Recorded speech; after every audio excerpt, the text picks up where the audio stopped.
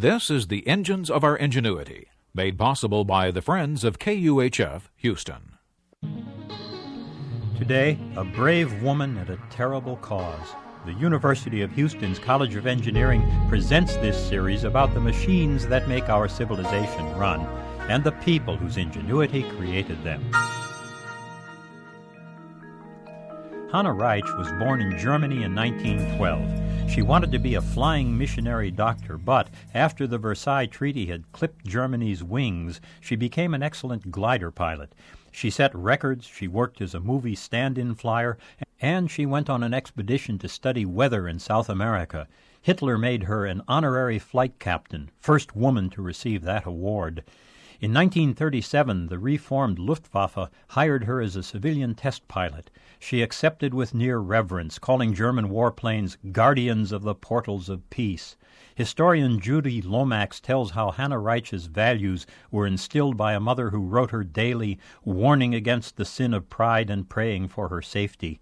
Reitsch rode the forefront of German technology. Before Sikorsky perfected the helicopter in 1939, the Germans had developed a more primitive version, and Reitsch tested it. She tested the gliders which silently deposited German troops on the Maginot Line in 1940 and broke the back of the French resistance. She worked fervently and methodically in a cause she accepted without question. In 1941, Hitler awarded her the Iron Cross Second Class for the almost fatally dangerous work she did in developing means for cutting the cables dangled by British barrage balloons.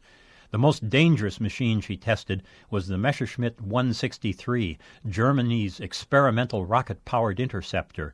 In a minute and a half after takeoff, it climbed at a 65-degree angle to 30,000 feet. It traveled 500 miles an hour, fastest any human had ever gone. On her fifth flight, the takeoff dolly jammed. She crash-landed, split her face open, and still had the presence of mind to write out what had happened before she passed out. She spent the next 4 months hovering between life and death, and this time Hitler gave her the Iron Cross First Class. When she recovered, she was horrified to find the Me-163 in full production. Crazy wishful thinking. The plane was as useless as it was dangerous.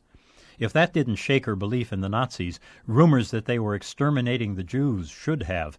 But when she confronted Heinrich Himmler with that, he let her believe he was as outraged as she was that the Allies would spread such propaganda.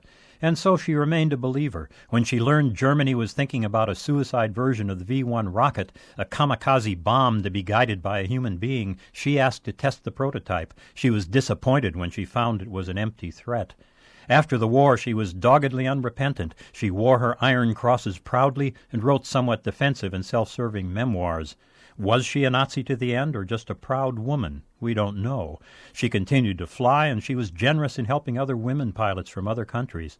And at the age of 65, the year before she died, she set a new woman's distance record in a glider.